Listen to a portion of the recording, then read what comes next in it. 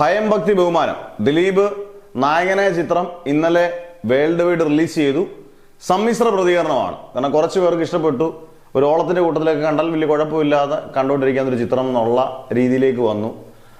പക്ഷേ സമ്മിശ്ര പ്രതികരണമായിട്ട് പോയി. പക്ഷേ കളക്ഷനിൽ, കേരളത്തിലെ കളക്ഷനിൽ ഇത് നല്ല കളക്ഷൻ നേടിയെന്നുള്ളതാണ് ആദ്യ ദിവസം. കാരണം ദിലീപ്, മോഹൻലാൽ ക്യാമിയോ റോളിൽ വരുന്നു.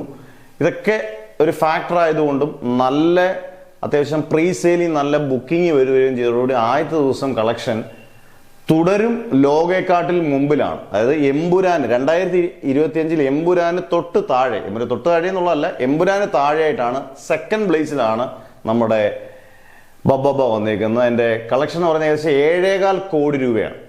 അത് തുടരും ലോക, കേരളത്തിൽ നേടിയിട്ടില്ല. വേൾഡ് വൈഡ് ചിലപ്പം ഇത് രണ്ടും കവർ ചെയ്ത് കാണും. പക്ഷെ കേരളത്തിൽ ടോപ്പ് 2 എന്ന നമ്പറിൽ വന്നിട്ടുണ്ട് നമ്മുടെ ബബ്ബ. വേൾഡ് വൈഡ് കളക്ഷനിൽ ചിലപ്പോൾ ഇത് നേടിക്കാണാനുള്ള ചാൻസ് ഇല്ല. പക്ഷെ കേരളത്തിൽ നമ്പർ 2 ആയി 2025. ഇനി ഇത് കവർ ചെയ്യാൻ ചാൻസ് ഈ വർഷം ഇനി ചാൻസ് കുറവാണ്. കാരണം ഇനി സർവ്വമായും അതുപോലെ തന്നെ ഋഷഭയേ ഉള്ളൂ. ഋഷഭ കേരളത്തിൽ കവർ ചെയ്യുന്നുള്ളത് മാത്രം അറിഞ്ഞാൽ മതി. കാരണം അതിനത്രയും ഒരു ഭയങ്കര വൈബോടുകൂടി വരുന്നില്ല എന്ന് എനിക്ക് തോന്നുന്നു. കാരണം പരസ്യമൊക്കെ ലാസ്റ്റ് നിമിഷം ഭയങ്കര ഇതായിട്ട് വന്നു കഴിഞ്ഞാൽ ചിലപ്പോൾ നമുക്ക് പറയാൻ പറ്റത്തില്ല സിനിമയാണ്.